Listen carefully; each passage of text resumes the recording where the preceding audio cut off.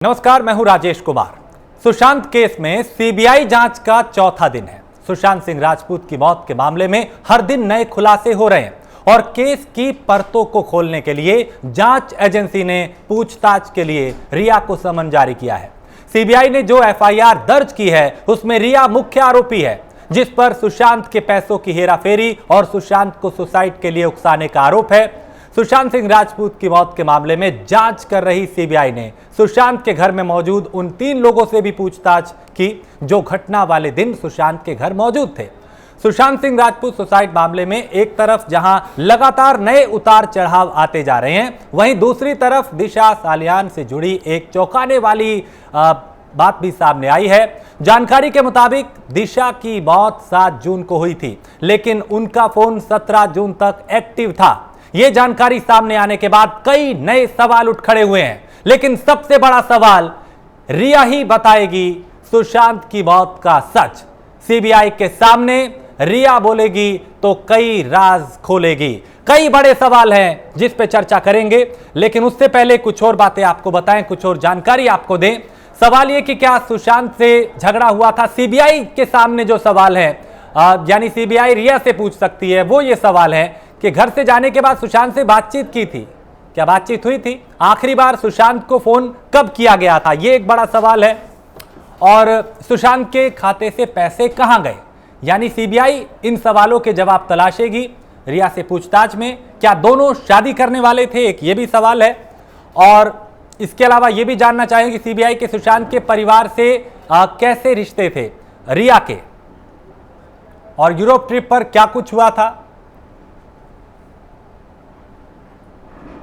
तो सुशांत के साथ कैसा रिश्ता था रिया का, इसको लेकर और कई सवाल हैं सीबीआई के सामने, और हमारे जहन में भी कई सवाल हैं। लगातार लोग भी सवाल उठा रहे हैं और सीबीआई इस मामले की अब जांच कर रही है। चर्चा करेंगे। हमारे साथ शांतनु सेन है, पूर्व सीबीआई अधिकारी हैं। इसके अलावा डॉक्टर अमरनाथ मिश्रा है, फोरेंसिक एक्सपर्ट हैं। मानस मिश्रा है, ये भी फोरेंसिक एक्सपर्ट है। और राजेंद्र साहू हैं, अधिवक्ता सुप्रीम कोर्ट के। आप चारों का बहुत स्वागत है प्राइम न्यूज में। सबसे पहले शांतनु जी, आपके पास मैं आता हूं। चूंकि सीबीआई लगातार अब पूछताछ कर रही है, इस मामले की जांच कर रही है, चौथा दिन है। अब तक की जो जांच आप सीबीआई की देख रहे हैं, क्या लगता है सुशांत का जो गुनहगार है उसके गिरेबान से कितनी दूर है सीबीआई? अभी तो जांच शुरू हुई है और सीबीआई के जांच के बारे में किसी को पता तो है ही नहीं। इसका जवाब कैसे मिलेगा आपको?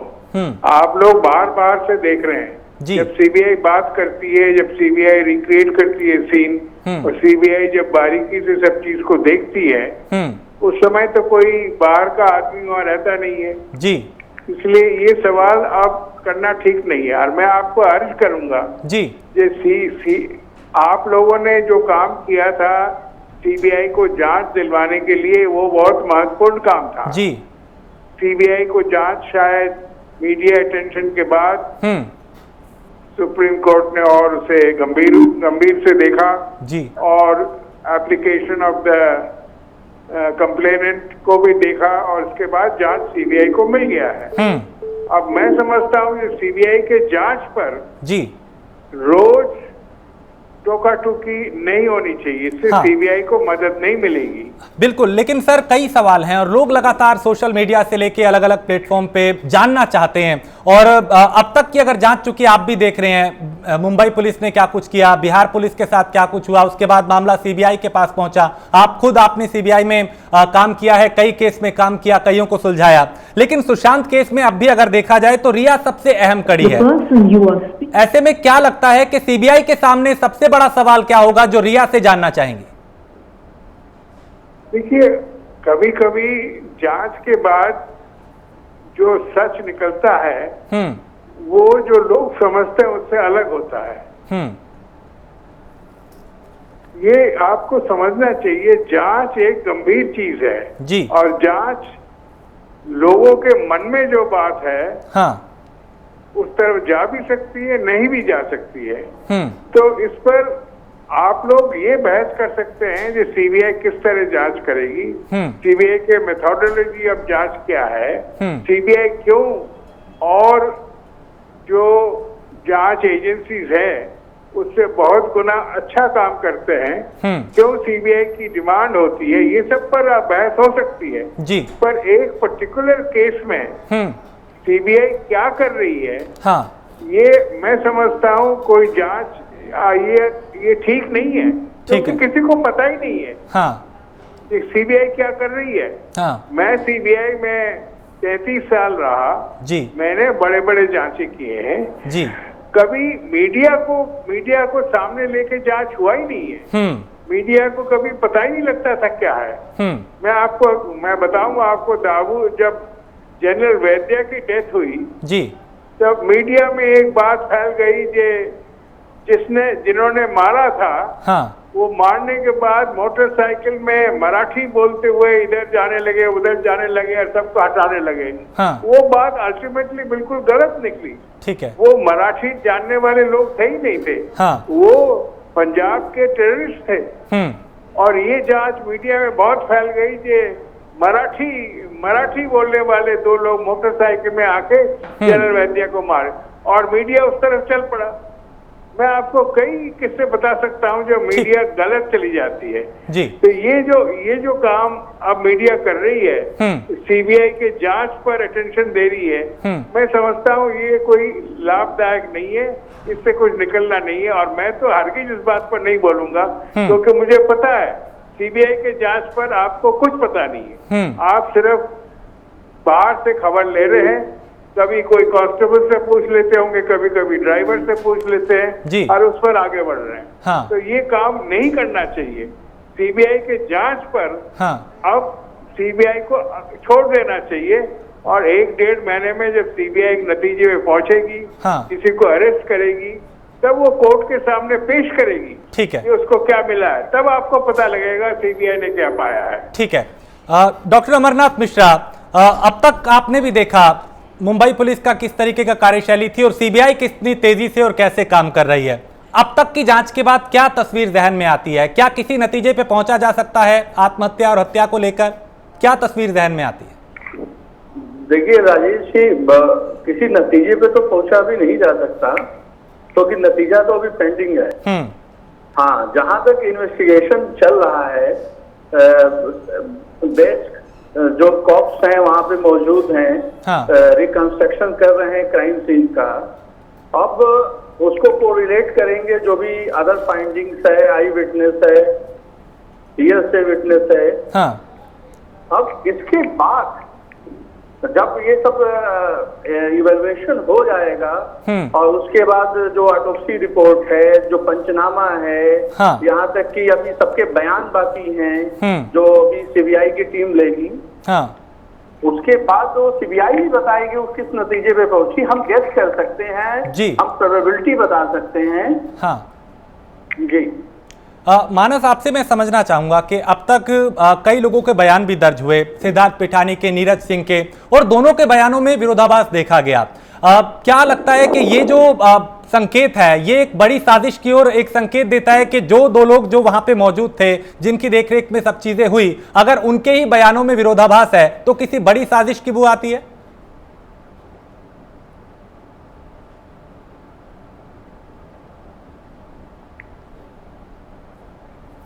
मानस, आप सुन पा रहे हैं मुझे?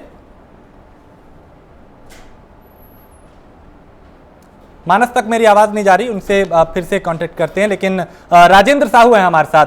साहू साहब, आपने भी देखा अब तक की जो जांच हुई है, जांच हो रही है लगातार, जिन लोगों से पूछताछ हुई है उसको आप कैसे देखते हैं? क्योंकि बयानों में विरोधाभास देखा जा रहा है। सिद्धार्थ पिठानी हो, नीरज सिंह हो, उनके कुक हो, तीनों के जब बयान लिए गए, क्योंकि अभी रिया से पूछताछ होना बाकी है, उनके बयानों में विरोधाभास देखा जा रहा है। क्या ये किसी बड़ी साजिश का संकेत हो सकता है? देखिए, जो भी हुआ ये बड़ा एक मिसफॉर्च्यून था। और साथ में ये देखने की बात है कि जो पुलिस का रोल था कि वो एक फेयर इन्वेस्टिगेशन करते और हर चीज को सामने लाते। ये बात सीबीआई तक इसलिए गई क्योंकि उसमें बहुत सारे लूपहोल्स थे और उस लूपहोल्स को कवर करने के लिए ही मीडिया को आगे आना पड़ा। इनके स्टेटमेंट, इनके एविडेंस, उनमें इतना ज्यादा डिफरेंस था कि मीडिया को ये चिल्ला के बोलना पड़ा कि ये सुसाइड नहीं है, मर्डर है। और आज मुंबई पुलिस को ये बेशर्मी और ये शर्मिंदगी उठानी पड़ी कि ये इन्वेस्टिगेशन सीबीआई की तरफ देना पड़ा सुप्रीम कोर्ट को। तो अल्टीमेटली देखा जाए तो सीबीआई एक highest authority, highest investigating agency है इंडिया की, जो कि निष्पक्ष रहती है, और हमें पूरी उम्मीद है कि वो निष्पक्ष रूप से जो मुंबई पुलिस ने गलतियां की हैं उनको वो ठीक कर पाएंगे।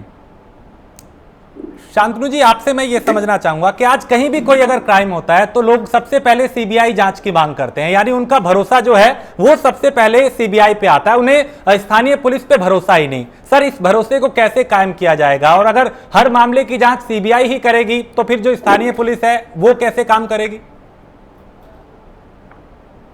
देखिए, सीबीआई एक इन्वेस्टिगेटिंग एजेंसी है। सीबीआई सिर्फ इन्वेस्टिगेशन करती है और सीबीआई में बहुत बड़ी कड़ी है सीबीआई डायरेक्ट रिक्रूट्स की। आज सीबीआई में शायद कांस्टेबल से एसपी, डीआईजी तक सारे डायरेक्ट रिक्रूट्स हैं जो सीबीआई में ट्रेनिंग पाते हैं इन्वेस्टिगेशन करने का, और उनका काम सिर्फ इन्वेस्टिगेशन है। अब ये चीज स्टेट में नहीं है। स्टेट की सीआईडी हो, पुलिस स्टेशन हो, स्पेशल क्राइम डिपार्टमेंट्स हो जी, वो सब काम में जुड़ जाते हैं। कभी लॉ एंड ऑर्डर का सिचुएशन आ गया तो सबको इन्वेस्टिगेशन से हटा के लॉ एंड ऑर्डर में लगा देते हैं।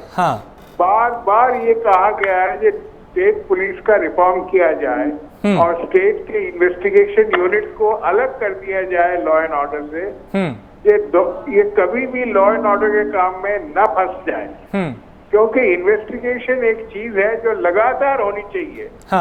उसमें अगर इंटरप्शन हो जाए, रुक जाए, तो इन्वेस्टिगेशन की कड़ी टूट जाती है और एविडेंस गायब होता है। अब स्टेट में ये अभी तक सुप्रीम कोर्ट के काफी टिप्पणियों के बाद, ऑर्डर्स के बाद 2007 से ये मामला टला हुआ है। और इन्वेस्टिगेटिंग यूनिट्स जो बिल्कुल सिर्फ इन्वेस्टिगेशन करेंगे वो नहीं है। अब सीबीआई के आदमी कोई, सीबीआई के ऑफिसर्स तो कोई नहीं है, वो इसी देश के मिट्टी के हैं जी। वो क्यों बेहतर काम कर सकते हैं? क्योंकि वो सिर्फ इन्वेस्टिगेशन में माहिर होते हैं। न उनके पास लॉ एंड ऑर्डर की ड्यूटी है, न उनकी खुफिया ड्यूटी है, न उनकी आर्म पुलिस की ड्यूटी है। स्टेट में वो खुफिया ड्यूटी भी करते हैं, आर्म पुलिस की भी करते हैं। तो इसलिए उनको इंटरप्शन होता है और उनकी इन्वेस्टिगेशन में दखलंदाजी बहुत होती है। स्टेट में गवर्नमेंट की, पॉलिटिशियंस की, एमएलएस की, एमपीज की, थानेदार के ऊपर हावी हो जाते हैं, इंटरफियर करते हैं इन्वेस्टिगेशन में। सीबीआई में इंटरफियरेंस बहुत कम है। सीबीआई एक साल में 1400-1500 केस करती है। 6000 से प्लस इंस्पेक्टर्स हैं, 2000 डिप्टी एसपी हैं जी, करीब 700-800 एसपीज हैं, सब इन्वेस्टिगेशन करते हैं सीबीआई में। और जो हाई प्रोफाइल कुछ केसेस होते हैं वहां पर इंटरफेरेंस जरूर होता है, इसीलिए वो जब केस सुप्रीम कोर्ट में जाती है, सुप्रीम कोर्ट ने कभी कभी कहा है सीबीआई तो केज पैरट है। बट ये मामला सिर्फ 2-3 चंद केसों पर लगता है। बाकी केसेस में सीबीआई खुलेआम as experience expert investigative officer करती है। अब मेरे टेन्योर में मैं 33 साल सीबीआई में रहा। डायरेक्ट अफसर भर्ती हुआ, ज्वाइंट डायरेक्टर सर मेरी पोजीशन मैंने होल्ड किया। मैंने बॉम्बे ब्लास्ट, जनरल वैदिया, हर्षद मेहता, ठीक है सर, केसेस किए जी। इसमें कोई इंटरफेरेंस नहीं रहती है। तो अगर स्टेट पुलिस के लोग सिर्फ इन्वेस्टिगेशन की यूनिट बने और उन पर इंटरफेरेंस नहीं होगी तो ये मांग फॉर सीबीआई इन्वेस्टिगेशन नहीं होगी। वो भी माहिर हो जाएंगे, वो भी अच्छी तरह काम करेंगे और पुलिस का नाम होगा। पर ना पॉलिटिशियन, ना ब्यूरोक्रेट्स, ना सीनियर ऑफिसर चाहते हैं कि अलग अलग यूनिट बने, क्योंकि उससे उनका जो कंट्रोल ओवर पुलिस रहता है वो खत्म हो जाता है। ठीक है, तो ये बड़ी दुखद बात है। हाँ, ये होना नहीं चाहिए। स्टेट पुलिस के ऊपर भरोसा होना चाहिए जी। और लोगों का भरोसा इसीलिए उठ गया है क्योंकि प्राइम इन्वेस्टिगेटर्स सिर्फ इन्वेस्टिगेशन करने वाले स्टेट पुलिस में है नहीं। मानस, आपके पास मैं आऊंगा और आपसे ये समझना चाहूंगा कि मुंबई पुलिस ने जिस तरह से शुरुआती जांच की, और क्या लगता है कहीं वहां पे कोई बड़ी लापरवाही हुई है? चूंकि आप खुद एक फॉरेंसिक एक्सपर्ट हैं, अब तक की तस्वीर आपके जहन में क्या आती है? सीबीआई की जांच 4 दिन से लगातार हो रही है। देखिए राजीव जी, मैं इतना कहना चाहूंगा कि जो आप कह रहे हैं लापरवाही की बात कह रहे हैं, सबसे पहली सबसे अहम चीज है कि जब आपका कोई भी क्राइम सीन होता है, चाहे अभी तो हम यहाँ पे बात कर रहे हैं कि एक सुसाइड है या मर्डर है, इसकी बात कर रहे हैं, लेकिन अगर एक आमतौर पे एक चोरी का भी होता है या एक छोटी सी कोई डकैती होती है या कोई और भी वारदात होती है, तो क्राइम सीन को सबसे पहला लक्ष्य होता है प्रिजर्व करना। ठीक है, प्रिजर्व करना, और वहां की किसी भी चीज को छूना नहीं चाहिए जब तक कि आप उसको प्रॉपर सैंपलिंग ना कर ले, वहां से एविडेंसेस कलेक्ट ना कर ले। जब मैं एविडेंसेस की बात करता हूं तो वहां पे जो फिजिकल एविडेंसेस हैं, है ना, उन सबको या ट्रेस एविडेंस जो भी है वहां पे, उन सबको आपको इकट्ठा करना बहुत जरूरी है, जो कि इस केस में शायद नहीं हुआ। और उससे भी बड़ी चीज है फोटोग्राफी। जब कोई इंसान, कोई शख्स पंखे से लटक जाता है, आत्महत्या कर लेता है जैसा कि बोला जा रहा है, हाँ। तो उसकी कुछ तो फोटोग्राफी होगी। अगर वो लटका हुआ है, शव लटका हुआ है, तो आपको उसकी फोटोग्राफी करनी चाहिए थी, उसकी वीडियोग्राफी करनी चाहिए थी। फोटोग्राफी भी आपको सिर्फ ये नहीं कि आपको क्लोजअप शॉट्स लेने हैं या कुछ पास के शॉट्स लेने हैं, आपको एक मास्टर शॉट लेना चाहिए, उसके बाद आपको एक मिड शॉट लेना चाहिए, फिर आपको क्लोजअप लेना चाहिए, ताकि आप चेन ऑफ कस्टडी बना सको, एक लाइन ऑफ एक्शन बना सको। देखिए, और उससे क्या होगा कि आप जो आसपास की जितनी भी चीजें हैं उनको आपस में कनेक्ट कर सकते हैं। हाँ। कोई ऑब्जेक्ट है, ऊपर से छत से लेके जमीन का डिस्टेंस कितना है, जब बॉडी लटक रही थी तो उसका पोजीशन क्या था।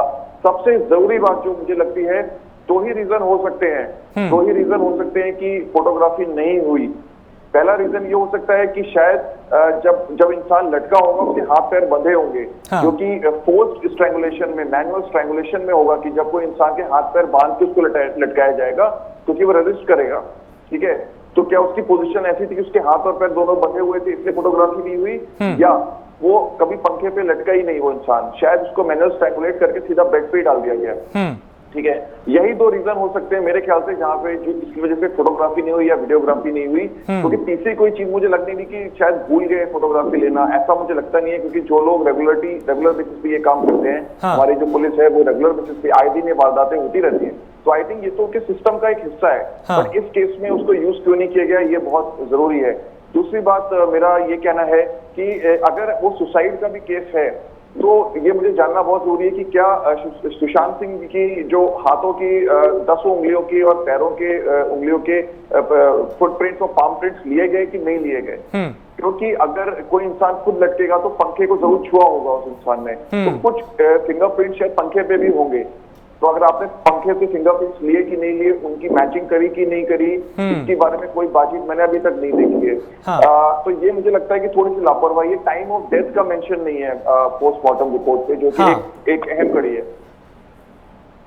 ठीक है, अमरनाथ मिश्रा, क्या लगता है कि 2 बार सीबीआई, चूंकि 4 दिन के भीतर 2 बार सीबीआई सुशांत के फ्लैट पे गई है कुछ ही घंटों के भीतर में, क्या लगता है कि कुछ बड़े क्यों जो हैं वो हाथ लग सकते हैं? हालांकि एक के बाद एक कई खुलासे भी हो रहे हैं, लगातार पूछताछ भी हो रही है, लेकिन अब तक की जो शक की सुई है वो रिया के इर्द गिर्द घूमती हुई नजर आ रही है। 4 लोग इस कहानी के किरदार नजर आते हैं, सिद्धार्थ पिठानी है, नीरज सिंह है, रिया चक्रवर्ती है, उनके फादर भी है, महेश भट्ट भी, उनकी भी चैट है। तो अब तक का जो सीन क्रिएट होता है जहन में, वो क्या होता है और क्या कुछ समझ पाए हैं आप कुछ समझा पाएंगे?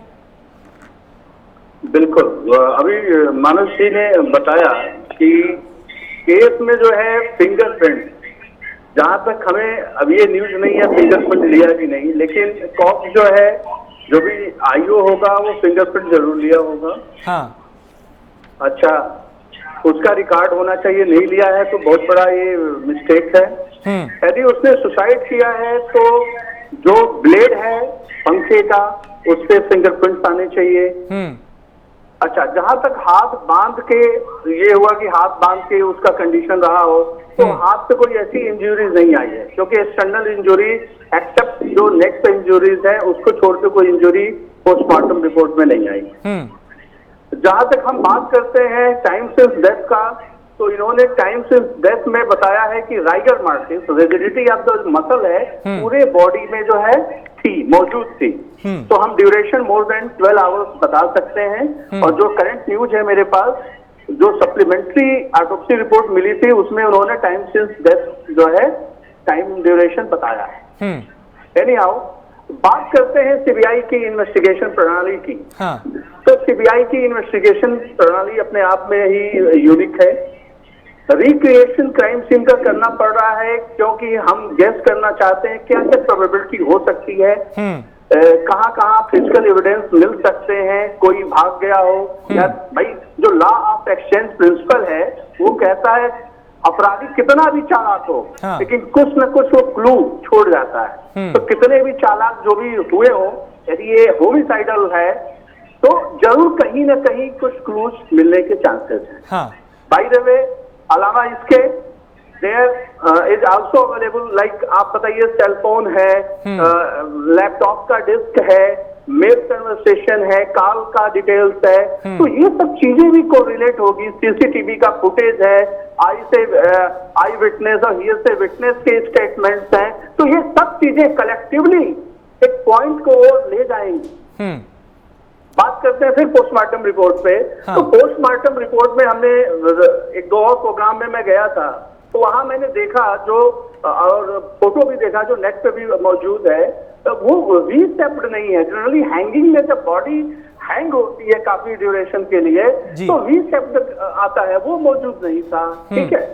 और यदि हम बात करते हैं कि की मेकर आया, की मेकर ने ताला खोला और उसको जाने दिया गया है। ऐसे केसेस में जब किसी को लगता है कि कुछ अनहोनी हुई है तो बहुत शॉक्ड रहता है और ऐसे केसेस में जल्दीबाजी करता है और कोशिश करता है कि इसको जल्दी से जल्दी हम हॉस्पिटल पहुंचाएं यदि अनकॉन्शियस है। यदि डेथ हो गया है तो भी उस केसेस में भी जो है वो उसको उतारता है तो उसमें भी 2-4 लोग की जरूरत होगी, क्योंकि जो बॉडी वेट है डेड बॉडी का थोड़ा सा इंक्रीज हो जाता है एक्चुअल बॉडी वेट से, तो ये भी प्रॉब्लम है।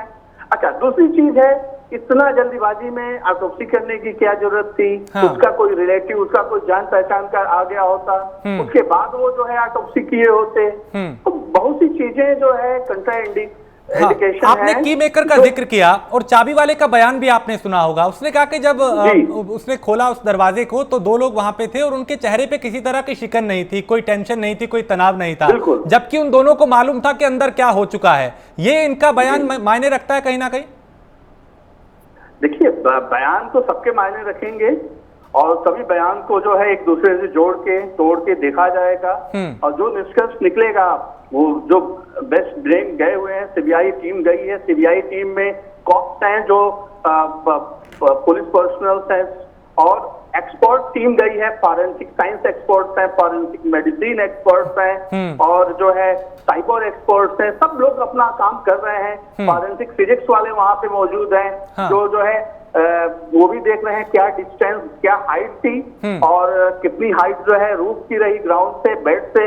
अच्छा, पोस्टमार्टम रिपोर्ट में ये भी चीजें मायने रखती है। यदि बॉडी हैंग है और आप कहते हैं कि ये हैंगिंग है तो उसमें जो नेक की साइज है थोड़ी सी इलोंगेट होगी, ठीक है, तो थोड़ा सा जरूर इंक्रीज होता है। उसको भी मैंने ज्यादा डीपली वो चीज में पाया नहीं कि मेंशन है। तो ये सब चीजें जो है कुछ इंडिकेट करती है कि भाई ये सुसाइड नहीं, कुछ होमिसाइडल अटेम्प्ट भी हो सकता है। हाँ, ठीक है।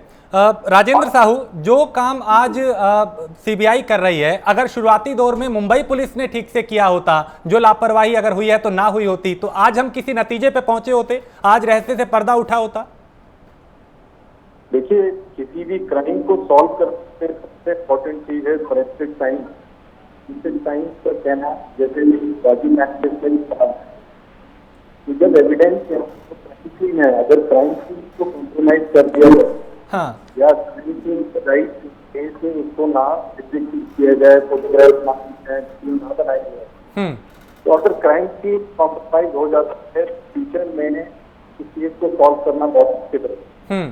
फॉरेंसिक साइंस का सबसे बड़ा रोल ये है कि जैसे कोई क्राइम हो तो सबसे पहले फॉरेंसिक टीम वहां पहुंचे, वो सारे एविडेंस कलेक्ट करे जो कि फिंगरप्रिंट भी हैं।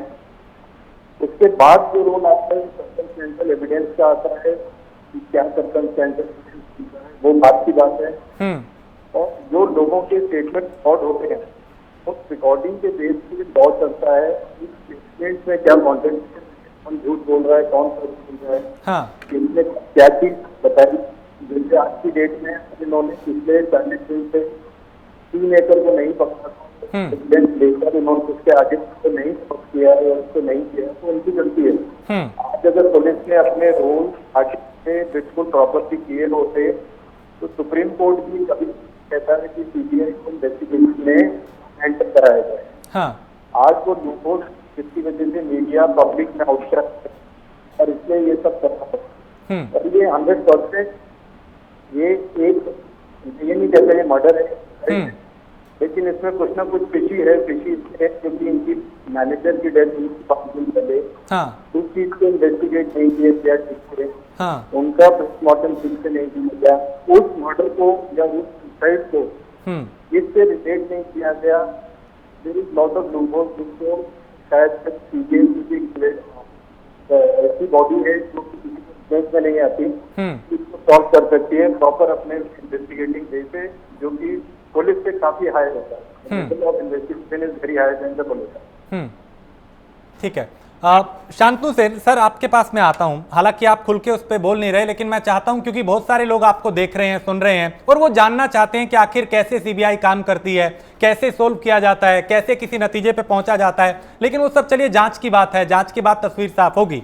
लेकिन मैं आपसे इतना समझना चाहता हूं कि अब तक की कहानी को अगर हम सुशांत की देखें तो जो विलन का एक किरदार है वो रिया का नजर आता है। चाहे पैसों के लेन देन को लेके हो, जितनी बातें अब तक सामने आई हैं, जितने लोग जानने वाले हैं, जितने सुशांत के जानने वाले हैं, वो कह रहे हैं कि रिया जब सुशांत की जिंदगी में आई तब से परिवर्तन होने लगा।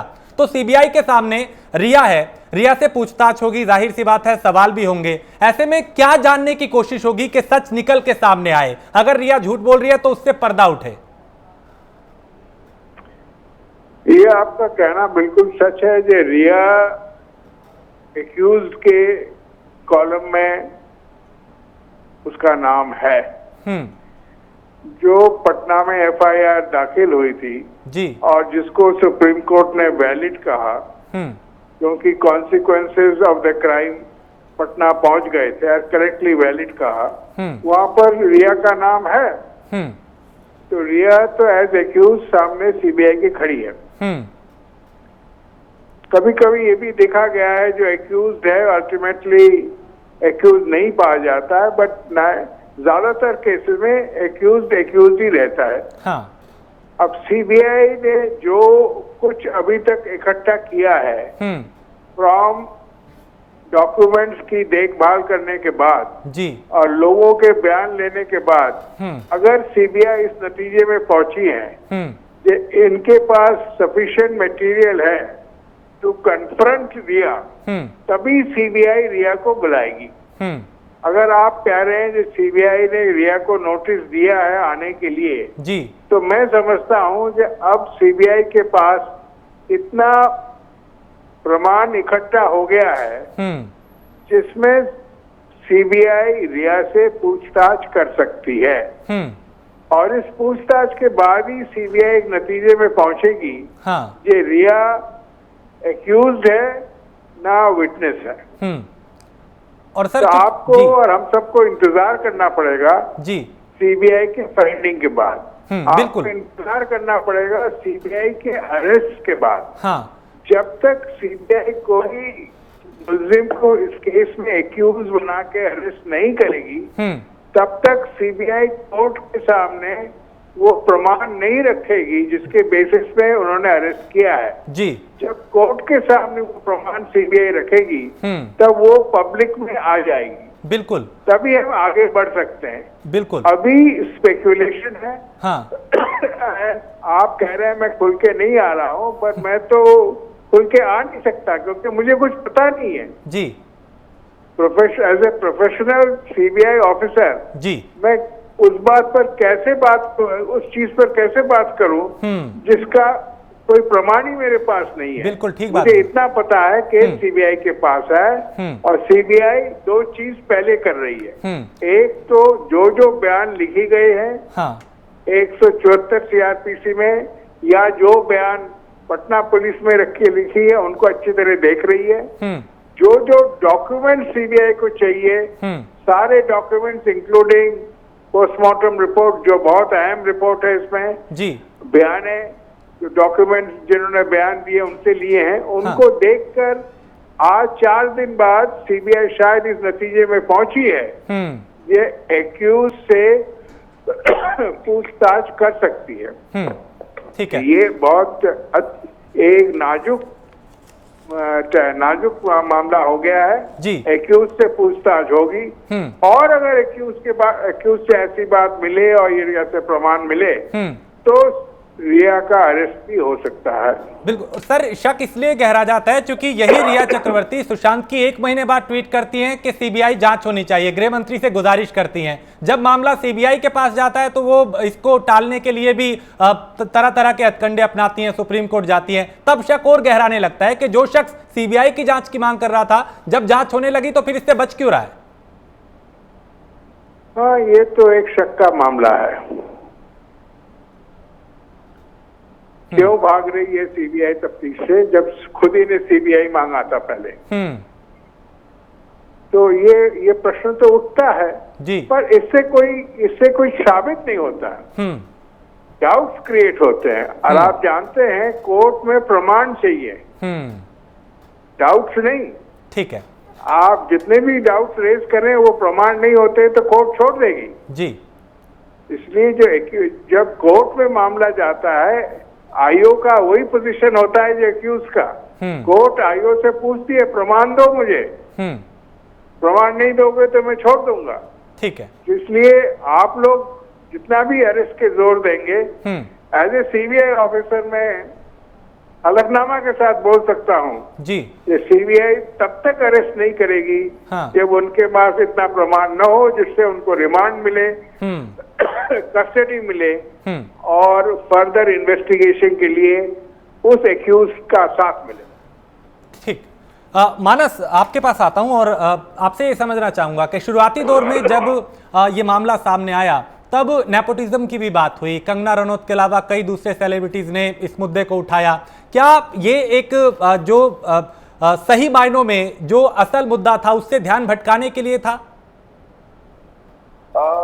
हाँ, मेरे को आप कह सकते हैं ऐसा। देखिए, जैसा अभी सर ने भी बोला कि हम सिर्फ डाउट्स क्रिएट कर सकते हैं, हम सिर्फ जब तक हम कोई कॉन्क्रीट एविडेंस हमें नहीं मिलती है, हम सिर्फ डाउट्स क्रिएट कर सकते हैं। ठीक है, जैसे कि आप कह रहे हैं कि हाँ शायद ये ध्यान भटकाने के लिए था, शायद हो भी सकता है, कोई बड़ी बात नहीं है इसमें। कहीं ना कहीं हमें ऐसा क्योंकि किसी एक चीज के बारे में राय नहीं बना लेनी चाहिए जब तक हमारा, क्योंकि कोर्ट को चाहिए सबूत। कोर्ट सिर्फ एविडेंस मानता है। आपका सच क्या है, झूठ क्या है, वो मैटर नहीं करता, आपके पास एविडेंस क्या क्या है। जैसा कि मैंने अभी थोड़ी देर पहले भी कहा कि अगर जब तक आपके पास एविडेंस की, आप जैसे सीबीआई है वो क्राइम सीन को रिक्रिएट कर रहा है, सब कुछ है, मैं मानता हूँ सीबीआई पे मुझे भी पूरा भरोसा है और वो अपना काम अच्छे से कर रहे हैं। लेकिन प्रॉब्लम यहाँ पे ये है सर कि जैसे कुछ एविडेंसेस होती है, जैसे कि आपके फिंगरप्रिंट्स होते हैं या पाम प्रिंट्स होते हैं, तो क्योंकि मुंबई में जो इस वक्त वेदर है वो भी काफी ह्यूमिड है, बारिश का माहौल है, नमी है, तो इस ऐसे मौके पे एविडेंस जल्दी खराब हो जाती है। तो आपको शुरुआती 24 घंटे में वो सारे एविडेंसेस को कलेक्ट करना चाहिए था। वो आपका प्राइमरी सबसे जरूरी चीज थी जो आप इसमें कर सकते थे। जैसा कि इस बात का डाउट अभी भी है कि उनकी डेथ वाकई पंखे से लटकने से हुई है कि उनको मैनुअली स्ट्रैंगुलेट किया गया है। ठीक है, और स्ट्रैंगुलेट करके आपको क्या उनको दूसरे कमरे से ला करके वहां पे रखा गया है। अगर किसी दूसरे कमरे से ला के रखा गया होगा तो वहां पे ड्रैगिंग मार्क्स भी हो सकते हैं, घसीटने के निशान भी हो सकते हैं, कुछ तो कांटेक्ट हुआ होगा। ठीक है, तो ये आपको शुरुआती जो 24 घंटे में या जब आपका आईओ गया, आप मौका वारदात पे गए और उन्होंने वहां पे सीन को देखा, तो उसको वीडियो रिकॉर्डिंग करनी चाहिए थी, उसका फोटोग्राफी करनी चाहिए थी, क्योंकि उससे आपको काफी चीजें मिलती। ट्रेस एविडेंस वहां से आप कलेक्ट करते, आपको वहां से कुछ मिल सकता था। वहां पे शायद बालों के निशान होते, जैसे Locard principle of mutual exchange है, उसके मुताबिक है कि जब भी कोई इंसान कोई भी कातिल अगर कमरे में जाता है और कमरे से बाहर जाता है तो वो बाहर का कुछ अंदर लेके आता है और अंदर का कुछ बाहर ले जाता है एक्सीडेंटली। ठीक है ना, तो ये चीजें बड़ी जरूरी है। और अगर वो कोई बाहर से भी आया होगा तो उसके जूतों में कुछ सैंड हो सकती है, क्योंकि नमी का मौसम है, कुछ मिट्टी भी हो सकती है उसके जूतों में।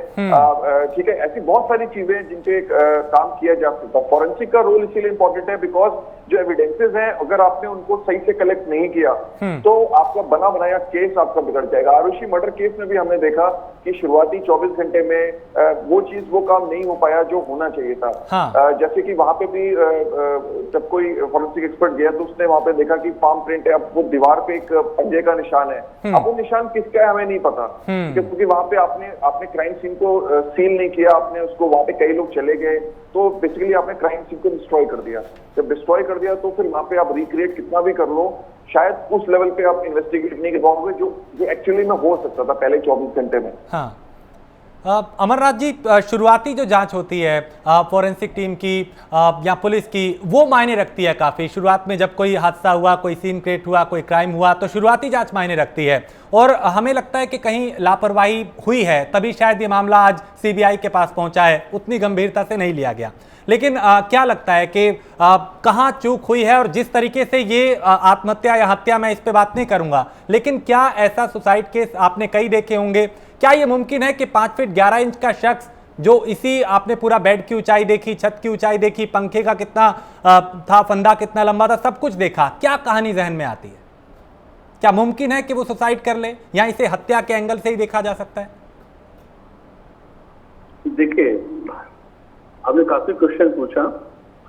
देखिए, जहां तक बात है, केस पुराना है और उस समय जो इन्वेस्टिगेटिंग ऑफिसर घटनास्थल से गए, हाँ, तो उन्होंने फोटोग्राफी किया कि नहीं, वीडियोग्राफी किया कि नहीं, ये तो मुंबई पुलिस के पास रहा होगा रिकॉर्ड, उन्होंने सीबीआई को दे दिया।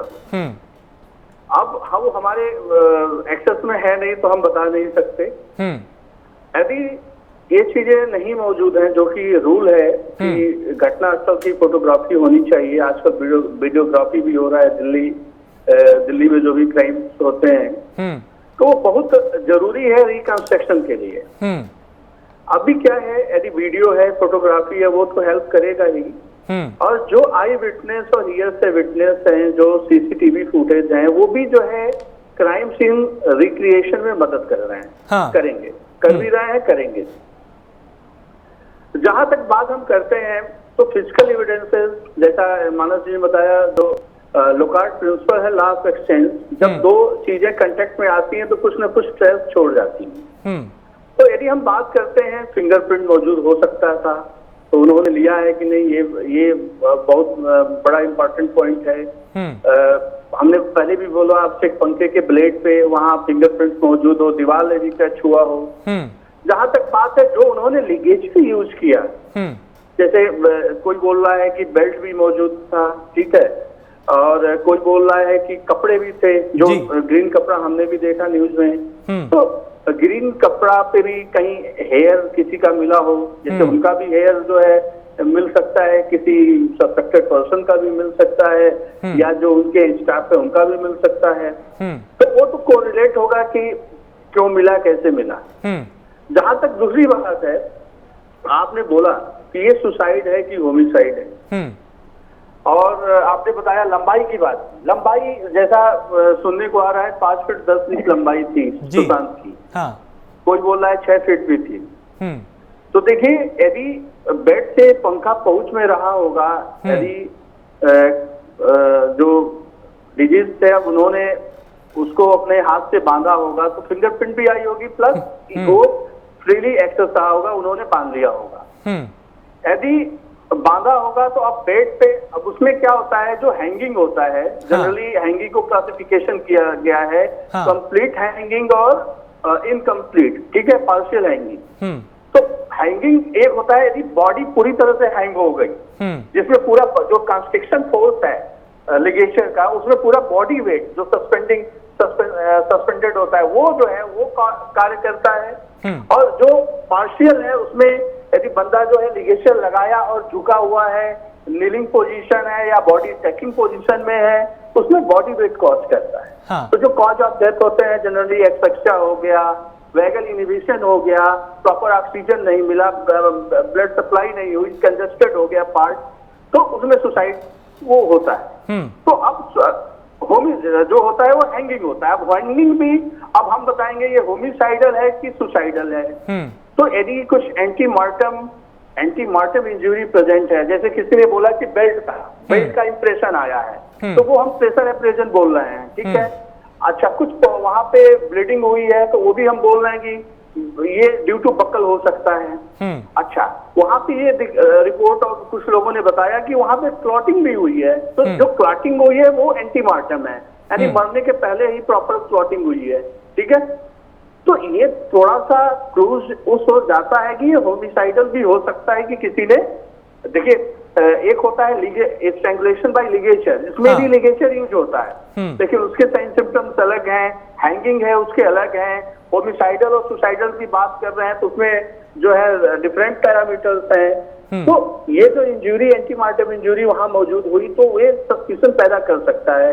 यहाँ तक कि वी सेप्ट का न होना, ठीक है, ये भी चीजें हैं। कुछ लोग बोले उन्होंने जंप कर दिया होगा, तो हार्ड बोन फ्रैक्चर नहीं है। जनरली जो है जुडिशियल हैंगिंग में यदि जंप होता है तो हार्ड बोन फ्रैक्चर हो जाता है, ठीक है, फ्रैक्चर नहीं है तो लेसन नहीं आता, कुछ इंजरीज शो करती, कोई भी बोन ऐसा जो है ये नहीं है। तो इससे क्या निष्कर्ष निकलता है कि ये चांसेस हो सकते हैं कि ये होमिसाइडल रहा हो।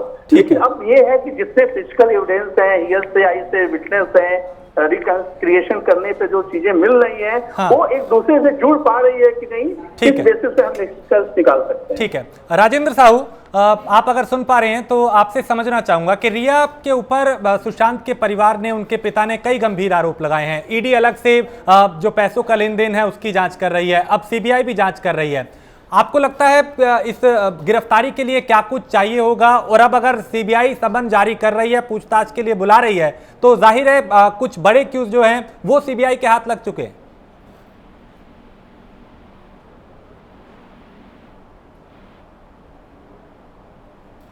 राजेंद्र जी, आप सुन पा रहे हैं मुझे? शायद मेरी आवाज नहीं आ रही। मानस, मैं आपके पास आऊंगा। क्या जिस तरीके से पूरा घटनाक्रम ये हुआ, रोजाना नए मामले सामने आ रहे हैं, नए खुलासे हो रहे हैं, चाबी वाले का बयान भी आपने सुना होगा, वो मायने रखता है कहीं ना कहीं। जैसे आया वो शख्स, वो बता रहा था 2 लोग वहां पे थे, लेकिन किसी तरह का तनाव नहीं था, किसी तरह की कोई टेंशन नहीं थी, जबकि वो लोग अंदर क्या हुआ उस सच को जानते थे। इन कड़ियों को जोड़ के आप चाहे चाबी वाला हो, उनका सुशांत का कुक हो, सिद्धार्थ पिठानी हो, नीरज सिंह हो, इनको जोड़ के किसी नतीजे पे पहुंचा जा सकता है। ये 4-5 लोग हैं जो इस कहानी के किरदार हैं। जी बिल्कुल बिल्कुल, चाबी वाले से ज्यादा लोग जो ये 3 बयान दिए गए हैं जो अभी एनएससी को है, ये देखना होगी कि इनकी जो इन्होंने बयान वो आपस में कोऑपरेट कर रहे हैं कि नहीं कर रहे हैं। अगर वो आपस में कोऑपरेट नहीं कर रहे तो ये अपने आप में सबसे बड़ा एक एविडेंस हो जाएगा।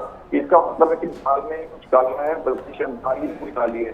तो अगर वो, क्योंकि जो लोग अंदर हैं और जो दावा करते हैं कि वो अगर वहां पे उनकी और वो अलग अलग जगह से कोऑपरेट कर रहे हैं, उनके बयान लिए जा रहे हैं, तो आई थिंक ये अगर वो मिसमैच होते हैं कहीं पे, या दिया का बयान भी अगर मिसमैच होता है, वो जो होती है वो इनके बयान से नहीं मिलता है, तो बहुत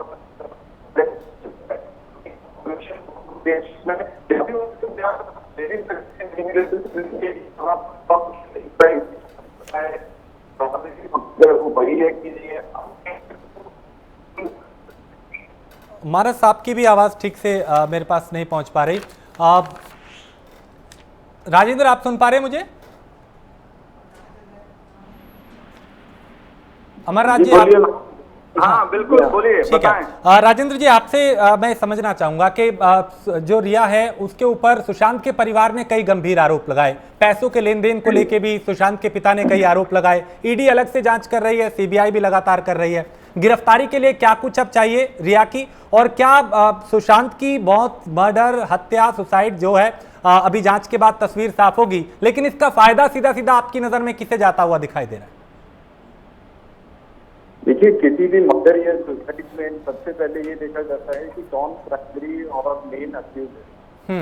और देखा जाए तो रिया इस पूरे सिनेरियो में सबसे प्राइमरी और मेन अक्यूज इसलिए है क्योंकि वो एक लिव इन रिलेशन में थे और वो एक पर्सन थे जो कि उनकी लाइफ को होल्ड कर रही थी और अपनी लाइफ को इस तरह से कर रही थी, चाहे वो फाइनेंशियल लिंक से हो चाहे वो इमोशनल हो।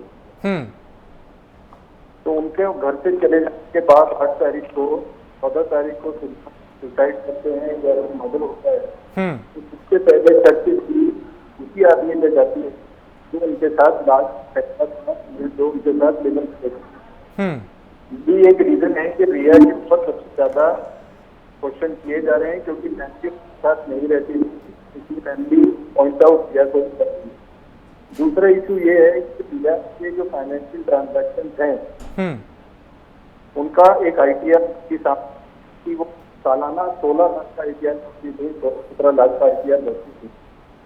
वो लेडी उस लेडी के पास अभी कंपनी की लीड डायरेक्टर एंड 3 प्रॉपर्टीज हैं मुंबई में, जिनके बारे में अभी डिटेल सामने आई है। तो ये फीजिबल नहीं है कि अगर कोई आदमी जिसकी नहीं है उसके पास इतने फंड और इतनी प्रॉपर्टीज कहाँ से, तो इसलिए इसको रिलेट सुशांत सिंह फंड के साथ किया जा रहा है कि के साथ फंड थे जो कि उन्होंने 6 से 8 करोड़ से उनके अकाउंट में रिफ्लेक्ट होते हैं या 15 करोड़ तक कमाए थे। इसके सारी की सारी जो प्रॉब्लम है वो अभी इन्हीं को फेस करनी पड़ेगी रिया को, जब तक कि वो जवाब नहीं दे देती कि फंड कैसे स्पिन ऑफ हो, ये कैसे चीजें हुई हैं। अगर ये सुसाइड भी है तो अगेंस्ट तो फांसी का केस भी बनता है।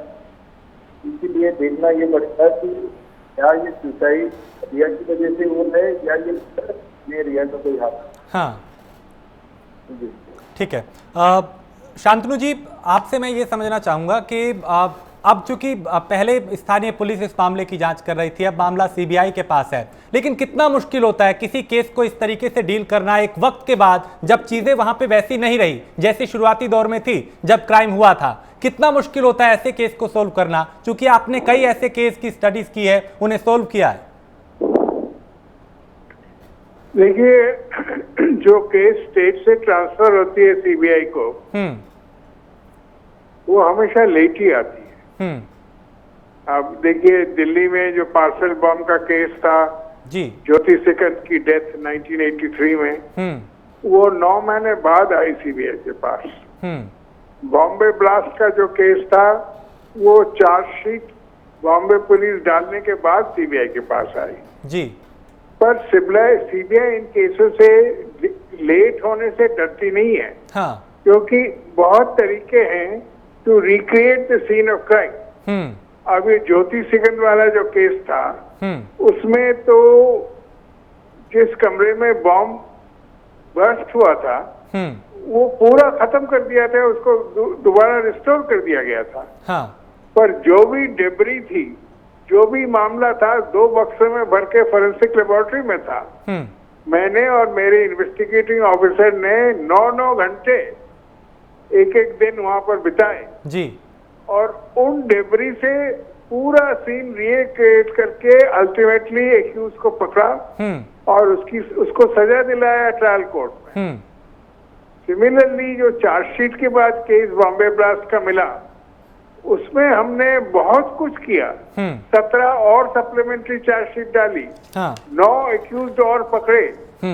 30 मुल्जिम जिनको हमने देखा सीबीआई ने गलत तरह से पकड़ा था, हाँ। बॉम्बे पुलिस ने ठीक तरह से नहीं पकड़ा था, उनको डिस्चार्ज कराया। इसमें सबसे महम एक्यूज संजय दत्त था, जिसको टाडा चार्ज लगा दिया था जी। हमने टाडा चार्ज हटा के उसको आर्म्स एक्ट केस लगाया। हम जो लोग बाहर चले गए थे, भाग गए थे, जैसे याकूब मेमन ब्रदर्स, उनको सब पकड़ के लाए। तो डिले होने से सीबीआई को कोई तकलीफ नहीं होती है, क्योंकि सीबीआई में एक्सपर्टाइज है to recreate the crime and start as if शुरू से कर रही है। और हमेशा सीबीआई के पास डिले से आती है, तो इस केस में भी हाँ। इस केस में तो डिले हुई नहीं, क्योंकि पटना पुलिस का एफआईआर तो फौरन ट्रांसफर हो गया था जी, और 174 की जो इंक्वायरी चल रही थी वो तो इंक्वायरी थी, इन्वेस्टिगेशन थी नहीं। इसलिए सीबीआई इस केस को पूरी तरह से रिक्रिएट करेगी, और मैं समझता हूँ सीबीआई के पास एक्सपर्टाइज है इस केस को नतीजे में पहुंचाने का। तो हम ये उम्मीद करें कि बहुत जल्द किसी नतीजे पे हम लोग पहुंचेंगे, एक तस्वीर साफ होगी, क्योंकि क्या बहुत पेचीदा नहीं है ये मामला? बहुत जल्द इसमें कुछ बड़े खुलासे हो सकते हैं। देखिए, पेचीदा तो है ही, पेचीदा तो है ही, क्योंकि abetment to suicide without a suicide note तफ्तीश करना बहुत मुश्किल है। हाँ। और उसके बाद पूरा खुलासा तो तब होता है जब कोर्ट का नतीजा निकलता है। जी। सीबीआई अपनी चार्जशीट देने के बाद कोर्ट में ट्रायल कब तक चलेगी? हाँ। वो जिया खान का केस 8 साल से चल रहा है, यूरिया क्राइम का केस 12 साल चला, बॉम्बे ब्लास्ट का केस 15 साल चला। तो नतीजे में पहुंचने में आपको इंतजार करना पड़ेगा। पर सीबीआई अपनी तफ्तीश 6 से 8 महीने में इस केस में खत्म करके चार्जशीट दाखिल कर देगी, ये मेरी उम्मीद है। बिल्कुल, और देश भी यही उम्मीद कर रहा है कि जितना जल्दी हो सके सुशांत के गुनहगार, चूंकि एक अब ये व्यक्ति तक ये मामला सीमित नहीं है, लाखों करोड़ों लोगों की भावनाएं इससे जुड़ी हुई हैं, इसीलिए लगातार रोजाना सवाल भी उठ रहे हैं और जवाब भी तलाशने की कोशिश होती है। अमरनाथ जी, आपसे समझना ये चाहूंगा कि ये पूरा मामला आप चूंकि पूरा देश के सामने है, देश जानना चाहता है कि सच क्या था, लेकिन शुरुआती तौर पे जब नेपोटिज्म की बात हुई थी, कुछ लोगों ने लगातार इस बात को उठाया था, क्या जो बुनियादी मुद्दा था या जो जरूरत थी जिस दिशा में जाने की, उससे ध्यान भटकाने के लिए ये सब किया गया? देखिए, नेपोटिज्म तो हर जगह मौजूद है, ऐसा नहीं है कि फिल्म उद्योग में है, ठीक है। लेकिन ये मुद्दा जो है तो जो है लोगों उठाए, जो भी जिनको जो समझ में आया। लेकिन केस भटकाना जो है, लोग नहीं केस भटका सकते, क्योंकि वहाँ क्राइम सीन पे जो है एक्सपर्ट्स जाते हैं, इन्वेस्टिगेटिंग ऑफिसर्स जाते हैं, तो वो अपने हिसाब से जो फिजिकल एविडेंसेस हैं, जो क्लूज हैं, जो घटना स्थल है, जो मैं बताया जो घटना स्थल के साक्ष्य हैं, जो लोग बोल रहे हैं कि कैसे क्या हुआ, जो भी आई विटनेस है, उस हिसाब से वो अपना इन्वेस्टिगेशन करते हैं। ऑटोप्सी होती है, किसी भी अननेचुरल जो डेथ होती है उससे भी बहुत सी चीजें निकल के आती हैं। विसरा रिपोर्ट है, विसरा रिपोर्ट से जो है चीजें निकल के आई। तो ऐसा नहीं है कि चीजें भटक जाती हैं ये सब बोलने से। इन्वेस्टिगेशन अपने ही रूटीन वे से चलता है। मानस, जब मुंबई पुलिस जांच कर रही थी और अब सीबीआई कर रही है, तो जो फॉरेंसिक एक्सपर्ट थे, चूंकि तब भी गए थे, क्या आप ये नए सिरे से वहां पे जाएंगे, चीजों का फिर से अध्ययन किया जाएगा? देखिए, नए सिरे से आप जा सकते हैं, आप क्राइम सीन को भी रिक्रिएट कर सकते हैं, आप लोगों से पूछताछ भी कर सकते हैं और चीजें भी अपने हिसाब से कर सकते हैं। बट जैसा मैं बार बार कह रहा हूँ कि वो जो टाइम निकल गया आपका, जून का टाइम था, 14 जून 15 जून का जो टाइम था, और अभी चल रहा है अगस्त, तो मुझे लगता है कि वो टाइम जो निकल गया, 2-2.5 महीना जो निकल गया पीछे, इस वजह से वो चीज आपको नहीं मिलेगी जो आप कितने भी कोशिश करो, जो है वो अपना काम करता है, नेचर अपना काम 24 घंटे करता है, 7 दिन। तो नेचर से आप कितना भी आप कर ले, वो बात नहीं आ सकती है। तो मैं इसलिए कहता हूँ कि जो आईओ का काम था, जो वहां पे उस टाइम पे फॉरेंसिक टीम का काम था, अगर उन्होंने वो काम अपना अच्छे से किया है या किया होगा, तो नतीजा हमारे सामने बहुत जल्द होगा। लेकिन अगर वो नहीं कर पाए, किसी कारणवश जैसे फोटोग्राफी नहीं हुई, वीडियोग्राफी मान लीजिए नहीं हुई, या फिंगरप्रिंट्स को वहां पे नहीं रखा गया, सैंपल नहीं किया गया, देन आई थिंक क्राइम, आप सिर्फ क्राइम सीन रिक्रिएट कर सकते हो, आप और भी चीजें कर सकते हो, बट वो बात शायद नहीं होगी जो शायद तब होती अगर वो काम ठीक से किया गया होता, लापरवाही नहीं की गई होती। राजेंद्र साहू, अब कई सवाल हैं, सीबीआई जिसके जवाब रिया से तलाशना चाहेगी जब पूछताछ होगी। ऐसे में अगर रिया साथ नहीं देती सीबीआई का, या सही से जवाब नहीं देती, या सही जानकारी नहीं देती, तो जाहिर है इसमें गिरफ्तारी हो सकती है। और अगर रिया को गिरफ्तार करना है तो उसके लिए क्या कुछ जरूरी होगा सीबीआई को करना? देखिए, से कई तरह के सवाल किए जाते हैं, और अगर एक्यूज में पार्टिसिपेट नहीं करता है इन्वेस्टिगेशन में, तो उसे अरेस्ट किया जाए। और जहाँ तक अभी तक सीबी के सामने भी रिया ने ऐसे अपने नहीं किए हैं, वही चीज अगर वो सीबीआई के सामने करती है, ये रिया को अरेस्ट करना पड़ेगा। अरेस्ट करने के बाद इंटरोगेशन करके, बिल्कुल, यानी अभी इंतजार करना होगा और उम्मीद है कि जल्द इस मामले का खुलासा होगा। आप चारों का बहुत शुक्रिया। शांतनु सेन आपका शुक्रिया, डॉक्टर अमरनाथ बहुत शुक्रिया, मानस मिश्रा, राजेंद्र साहू, प्राइम न्यूज को वक्त देने के लिए, हमारे साथ चर्चा करने के लिए आप सभी का बहुत शुक्रिया। लेकिन सवाल अब भी कई हैं जिनका जवाब सीबीआई को तलाशने हैं। अलग अलग लोगों से अलग अलग पूछताछ हो रही है और उम्मीद यही जताई जा रही है कि जल्द ही किसी नतीजे पे पहुंचा जा सकता है और जल्द ही सुशांत के जो गुनहगार हैं उनके गिरेबान तक सीबीआई पहुंचेगी।